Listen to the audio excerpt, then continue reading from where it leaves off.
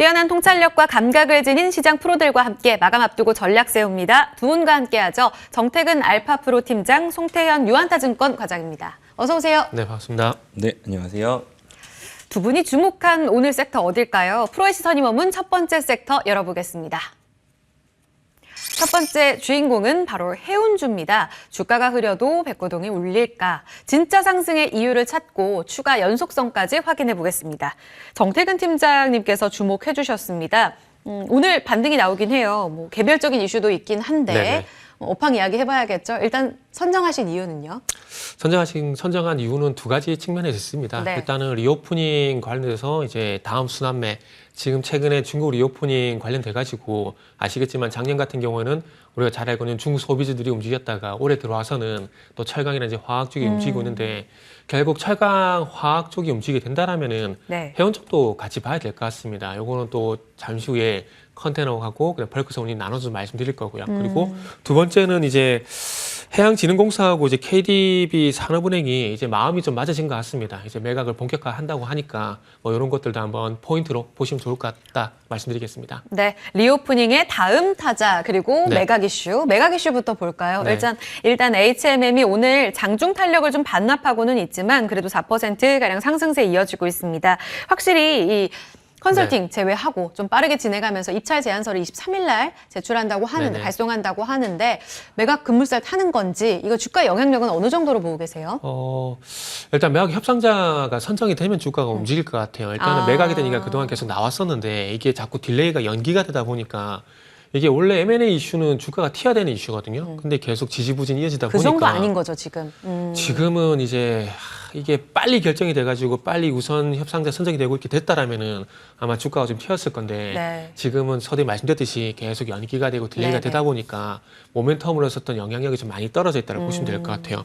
그리고 이제 관전 포인트는 이제 두 가지라고 좀 봐야 될 것 같은데 어쨌든 팔겠다는 사람이 이제 적극적으로 이제 의지가 생겼습니다. 그렇다면 네. 중요한 건 이제 파는 사람이 아니라 이제 사는 사람이 사는 의지. 중요한 거죠. 그럼 사는 사람 입장에서는 이제 이 HMM을 사기 위해서 조금은 체크 포인트가 있지 않을까라는 부분을 살펴볼 거거든요. 그렇다면 이제 첫 번째가 아무래도 실적하고 그 다음에 이제 연구체 문제가 좀 있을 것 같은데 연구체. 일단 연구체부터 좀 먼저 말씀을 드리면 네. 지금 이제 산업은행하고 해양진흥공사가 각각 50%씩 CB하고 BW를 포함한 연구체를 보유를 하고 있는 상황입니다. 그래서 네. 2조 7천억 정도 규모가 되는데 지금 이제 올해 이제 10월 달에 이제 1조 가량의 CB와 BW가 어떻게 될 것인가 이제 행방이 상당히 중요하거든요. 이게 지금 보유가 돼도 문제고 이게 전환이 돼도 문제인 게 이게 1조 정도 규모를 봤을 때 이게 주식 총수가 어느 정도 되는지 한번 유출해 보니까 1억 8천만 주나 아니면 1억 9천만 주 정도가 되거든요. 그러면 지금 이제 산업은행하고 해양진흥공사가 각각 지분은 20%, 19.9% 거의 20% 갖고 있어요. 여기서 따블이 늘어난 거거든요. 그러면은 지금 있는 지분을 매각을 하더라도 똑같은 규모의 또 지분이 생기는 거기 때문에 매각을 하려고 하는 사람은 이게 또 골치 아플 수가 있거든요. 그리고 이게 또 매각이 안 되게 됐을 때 또 어떤 문제가 있냐면 이게 발행하고 난 다음에 6년이 지나게 되면은 연이자가 6%가 상승을 해요. 그리고 7년이 지나면 10%까지 받을 수가 있거든요. 저는 만약에 제가 이 채권을 가지고 있다면 저는 매각 안 할 것 같아요. 계속 가지고 있을 것 같아요. 네네네. 이거 10% 이자라는 거 진짜 어마어마한 거거든요. 네. 이게 진짜 복리식으로 가게 되면 한 7년만 돼도 이게 따블이 되는 그 따블이 될 수 있는 이자율이거든요. 그렇기 때문에 산업은행과 해양진흥공사는 이거를 주식으로 전환해도 아니고 채권을 가지고 있다도 둘 다 좋은 상황이기 때문에 놓고 싶지 않을 거다. 놓고 싶지 않을 거예요. 그러면 반대로 우리가 또 생각해야 될 부분은 또 이거는 인수한 주체는 산업은행과 해양진흥공사는 좋지만 이걸 인수하는 경우는 이게 계속 발목 잡힌 요인이거든요.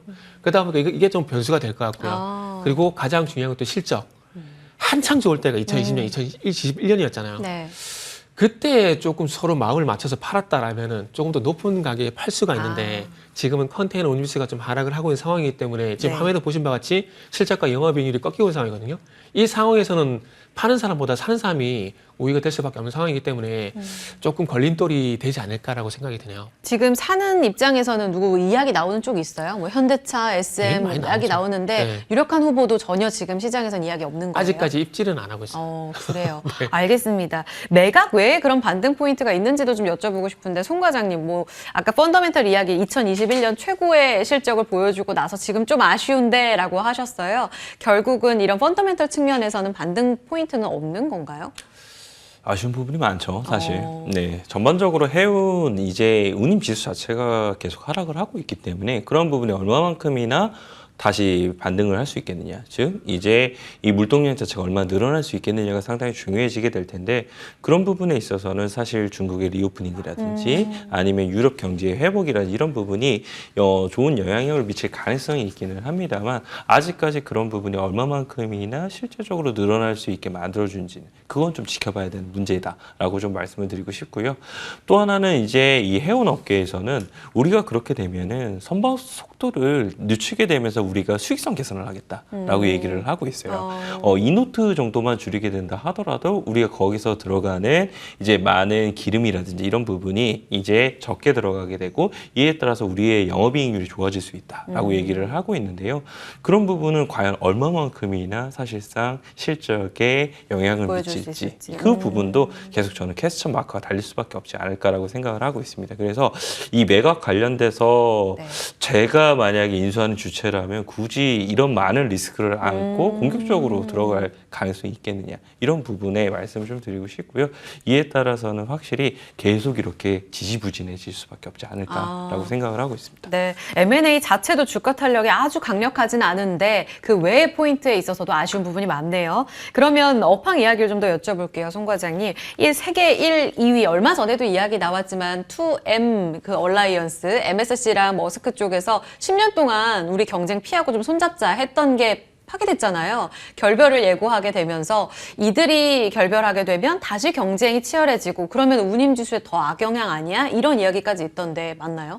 아무래도 그렇게 될 가능성이 높아 보여요. 사실 그 세계 최대 해운사 두 개가 이제 이 협력 관계를 맺게 되면서 그런 부분이 다소 완화가 됐던 부분이 있었었는데 이제 결국은 그 둘이 이제 어느 정도 먹고 살만해지니까 거기서부터는 이제 누가 더 이제 이 1위를 하겠느냐 이거에 대해서 더 관심권이 많아졌다라고 보시면 될 것 같고요. 사실 머스크 같은 경우가 선봉량이 원래는 MSC보다 더 많았었어요. 그런데 이 팬데믹 기간 중에서 MSC가 공격적으로 늘리게 되면서 역전이 됐던 부분이 있었었거든요. 그런 부분을 다시 한 번 더 되찾으려고 생각을 하고 있는 것이 아닌가라고 생각을 해볼 수 있는 것 같고요. 실질적으로 이제 추가 이 노선 같은 경우에도 이 두 개가 이제 해체가 되고 난 이후에 이제 더욱더 머스크가 늘려나가는 모습을 보이고 있거든요. 그 말인즉슨 결국은 운임 지수에 관련돼서도 썩 좋지 못한 가능성이 상당히 높아진다라고 좀 보시면 될 것 같고요. 다만 이제 이 우리나라 입장에서 보게 되면은 지금 HMM이 이제 이 다른 이 해운 업체의 동맹에 지금 들어가 있게 되거든요. 그런데 만약에 머스크가 손을 내밀었을 때는 과연 우리는 어떠한 이제 전략을 취해야 될지 이런 부분에 따라서 상당히 우리가 가져가게 될 수 있는 많은 매출액에 대한 신장이라든지 이런 부분은 추가적으로 나올 수 있다라고 볼 수가 있을 것 같습니다. 그래서 저는 차라리 HMM 같은 경우에는 그런 부분이 만약에 나오게 되면은 추가적으로 주가가 움직일 수 있는 부분이 되지 않을까라고 생각을 하고 있습니다. 마냥 악재로 볼 만한 이슈는 아니고요. 좀 열려 있네요. 시황 쪽에서 봤을 때 아까 얘기해 주셨지만 이 SCFI 지수라든지 BDI 지수라든지 다 바닥권이에요. 특히 이 벌크선 발틱 운임 지수 같은 경우에도 674포인트네요. 지금 거의 9분의 1, 10분의 1 굉장히 좀 많은 부분 하락이 되어 있는데 앞서 송 과장님께서도 결국은 업황은 중국 리오프닝 이야기를 하셨단 말이에요. 중국 쪽의 양회 관련해서 철강, 아까 이야기하신 대로 시클리컬 그 다음으로 움직이려면 이쪽에서 뭔가가 나와줘야 되잖아요. 바랄 수 있는 부분은 이것밖에 없는 거예요?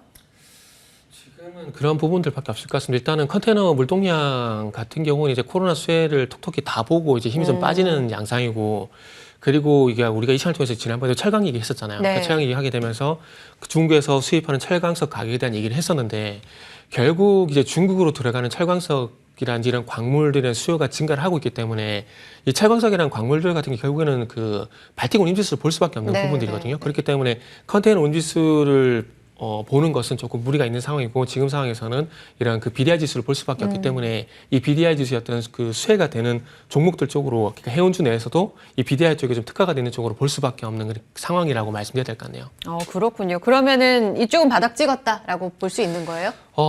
일단은 바닥 BDI? 가능성이 상당히 높다라고 좀 봐야 될 것 같아요. 지금은 바닥을 찍었다라고 말씀드리기 솔직히 말씀드리면 좀 힘든데 네. 지금 아시겠지만은 이제 철광석이라든지 화학 같은 뭐 철강업종이라든지 화학업종 같은 경우도 이게 100% 나아진 건 아니거든요. 네. 나아진 게 아니고 어쨌든 앞으로 중국에 있는 공장들이 돌아갈 것이다. 요 기대감들 때문에 기대로. 강세를 보인 거고 그렇게 된다라면은 이 철강 제품에 대한 철광석 가격이 그러니까 중국으로 수입되는 철광석 가격이 올라가고 있다라는 것은 결국 철광석 수요가 올라가고 있다는 거거든요. 그렇기 때문에 이 철광석을 실어 나르는 운임지수인 그 발틱 운임지수가 네. 그래서 상승할 가능성이 있고 그렇게 본다면 그와 연관된 이제 벌크성 부분에 좀 매출 비중이 높은 기업들 쪽으로 주목을 할 수밖에 없는 거죠. 그 기업 탑픽으로 주실 거죠? 네. 네, 그렇죠. 탑픽은 페노션 봐야 될 것 같아요. 오늘은 이제, 페노션, 어저께 같은 경우 대한해운이 좀 강세를 보였는데, 네. 이게 매출 비중을 안 볼 수가 없더라고요. 일단은 페노션 같은 경우는 이제 방금 말씀드린 철광석 같은 이 그 벌크성 운임 부분이 거의 매출의 70%를 차지하고 있어요. 그리고 대한해운 같은 경우는 54%고요. 그러다 보니까 아무래도 이 벌크성 부분 비중이 높은 페노션을 일단 대장으로 말씀을 좀 드리는 게 맞다로 좀 판단했습니다.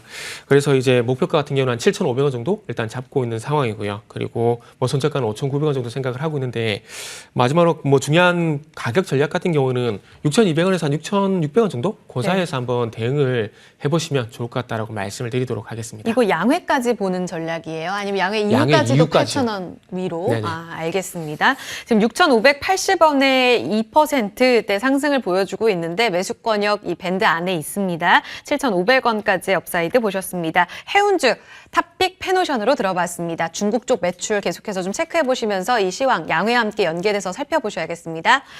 네, 첫 번째 섹터 마무리 짓고요. 두 번째 프로의 시선이 머문 섹터 공개하겠습니다. 네, 두 번째 섹터는 OLED입니다. 오늘 IT가 다 같이 좀 들썩이고 있는 가운데 OLED로 좁혀서 좀 움직임을 여쭤보도록 할게요. 세대 교체의 기대감이 반영됐다. 날개를 달아줄 그 포인트를 또 답으로 찾아보겠습니다. 송 과장님께서 OLED 지금 선정을 해주셨습니다. 최근 조금씩 들썩이는 종목들이 있기는 했었어요. 오늘 뭐 주인공만큼 튀어오르진 않지만 여기 보신 이유가 뭐예요? 일단은 시장이 너무 고가권에 있는 것들도 주목을 많이 하고 있지만 그에 따른 부담감이 많기 때문에 바닥권에서 업황의 턴어라운드에 대한 이러한 이제 관심도도 상당히 높아지고 있다라고 생각을 하고 있습니다. 그런 것들의 뭐 대표적인 것이 스마트폰이 될 수가 있을 것 같고 아니면 IT 기기가 될 수도 있고 그리고 또 한 가지가 이제 디스플레이 관련돼서도 될 수가 있다라고 생각을 하고 있는데 여기에 이제 이슈적인 측면에서 이제 긍정적으로 작용을 할 수 있는 몇 가지가 더 붙은 것들을 보게 되면은 첫 번째는 전장 관련돼서 LG그룹이 더욱더 많은 부분 수주를 받고 있고 거기서 향후의 먹거리로서 사업이 커질 것이다라는 이런 관측이 많이 나오고 있습니다.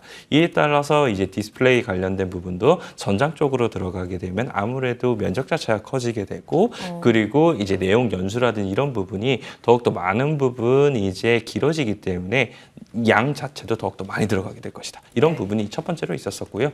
두 번째 같은 경우에는 이제 애플이 태블릿을 OLED로 전환을 하겠다라고 이야기가 나오게 되면서 IT형 OLED의 전환이 이제 가속화된다라는 부분이 두 번째입니다. 그리고 세 번째 같은 경우에는 이제 중국이 리오프닝을 하게 되면서 소비 쿠폰이라든지 이런 부분이 나오게 되면은 우리가 지금까지 문제가 됐었던 게 가전에 대한 수요 이런 부분이 많이 부진했었던 건데 그것마저 풀리게 되면은 세 가지 다 이제 좋아질 수 있지 않겠느냐 이렇게 생각을 해볼 수 있는 거거든요. 그래서 이런 부분에 조금 더 포커스를 맞추게 되면서 선정을 해봤다라고 말씀드리도록 하겠습니다. 알겠습니다. 세 가지나 지금 봐야 될 포인트가 있다. 다 그리고 긍정적이다 말씀해 주셨는데 그러니까 월스트 이즈 굿 이렇게 볼 수도 있는 거잖아요. 최악에서 좋아지는 것들. 근데 디스플레이 업체들 보면 일단 현 상황을 봤을 때에는 1월 수출도 그렇지만 정말 안 좋았었거든요. 디스플레이 패널 쪽으로 수출 굉장히 좀 급감하는 이런 모습을 나타냈고 4분기 LG 디스플레이 실적은 뭐 말로 할 것도 없이 다들 알고 있었잖아요. 적자 쇼크. 이 정도의 움직임을 나타내고 있습니다. 그 배경이 개선되는지를 봐야 될 텐데 일단 원인부터 좀 체크를 해주시겠어요? 뭐 아무래도 이 수요에 대한 부진 때문에 그런 수요. 부분이 좋지 못하다라고 말씀을 드릴 수가 있을 것 같고요. 수요가 부진을 하게 되면 가격적인 부분이 당연히 네. 안 좋아지게 될 거고 그런 부분은 결국은 수익성적인 측면에서 안 좋아지게 되면서 적자를 기록을 할 수밖에 없었다라고 보시면 될 것 같습니다. 그런데 이제 우리가 또 한 가지 봐야 될 점은 재고에 관련된 부분인 것 같아요. 줄어드는지? 네, 재고가 얼마만큼이나 줄어든지 이 부분을 봐야 되게 될 텐데 네. 그만큼 가격적으로 많은 부분 이제 다운을 시키게 되면서 사실상 매출액이라든지 매출을 많은 부분 늘렸던 부분이 있었었는데 그것이 재고적인 수준에서 봤을 때는 많은 부분 재고를 줄일 수 있는 이런 부분으로 기인이 됐다라고 보시면 될 것 같고 향후 이제 수요에 대한 부분이 완화가 되게 되면서 좋아지게 되면은 이미 재고가 많이 나가 있을 테니까 다시 선발주에 대한 물량이 들어오게 되고 이것이 업황의 턴어라운드로 전환이 될 가능성이 있어 보인다라고 말씀드릴 수 있을 것 같습니다.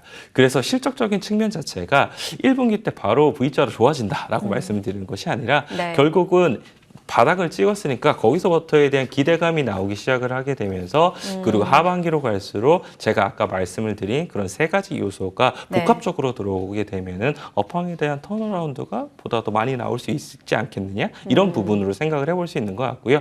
그리고 대표적인 종목이 이미 어느 정도 기준점을 잡으면서 움직이고 있기 때문에 관련돼서도 추가적인 움직임을 중소형주에서 기대해 볼 수 있다라고 말씀드리도록 하겠습니다. 대표주는 LG 디스플레이 말씀하신 거예요? LG 전자랑 전자로 이제 보시는 LG 거예요? 디스플레이 두 두 개 가지를 같이? 같이 보고 있습니다. 알겠습니다. 세 가지는 다시 말씀드리면 전장, IT, OLED, 중국 리오프닝입니다. 그러면 이번에는 정태근 팀장님께 여쭤볼게요. 지금 OLED 쪽 강조해 주신 네. 세 가지 포인트에 있어서 사실 그동안 OLED 쪽으로 이제 전환이 되고 나면 좋아질 네. 거다 이야기는 사실 작년에도 나왔잖아요. 그쵸. 그리고 안 좋았던 쪽은 LCD였었고 네. OLED 쪽으로 전환되더라도 중국 리오프닝 이후에 혹시 우리가 중국에 잠식당하는 건 아닐까 이런 걱정 혹시 기웁니까?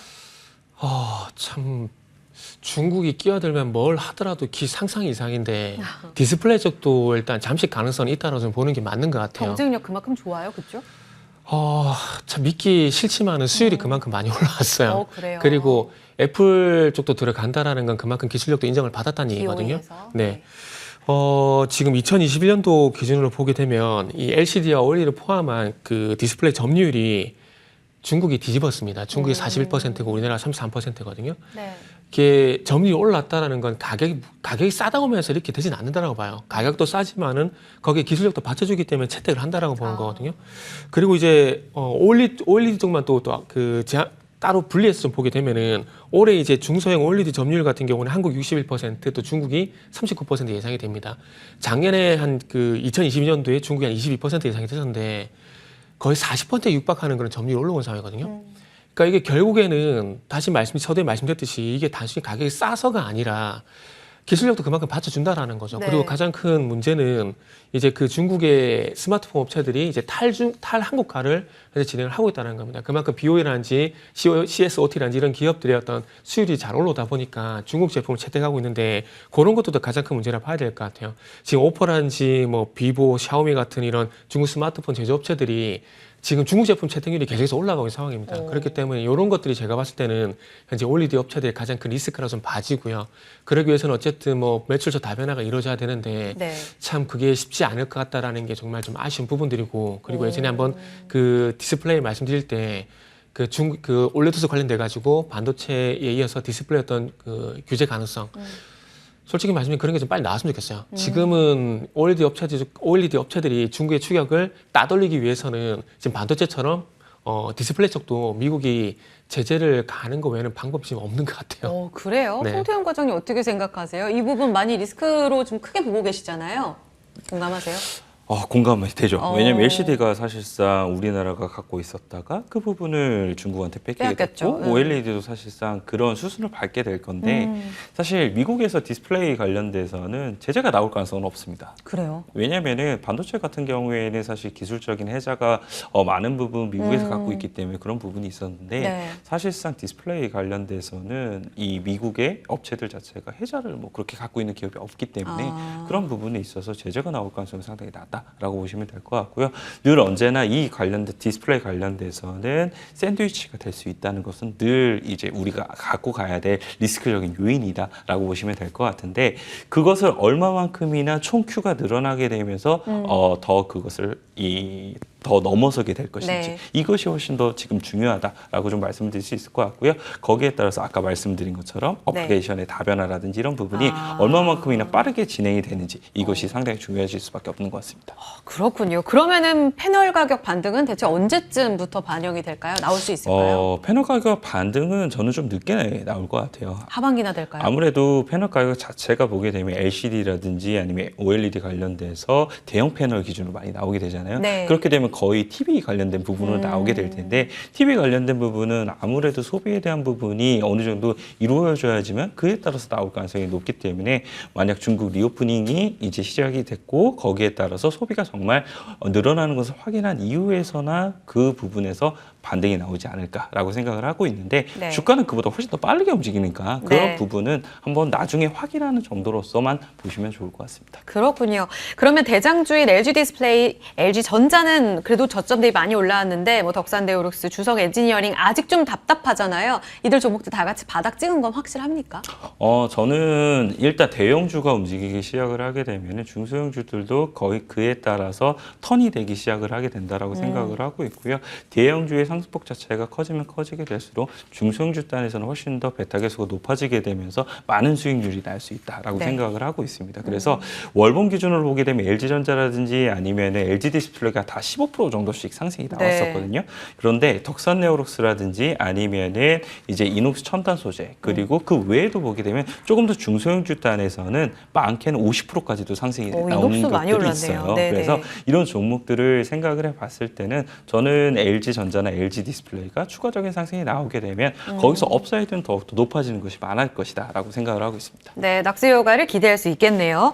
그러면 정책적인 부분은 또 팀장님께 여쭤볼게요. 이번에 네. 디스플레이가 국가 전략 기술에 처음으로 좀 선정이 되면서 반도체 말고도 이 시설 투자할 때 세액공제 꽤 많이 받을 수 있다라는 이야기 나오는데 네. 글쎄 투자가 아직은 유연할 것 같기는 한데 이 혜택 어느 정도나 수혜받을 수 있을까요?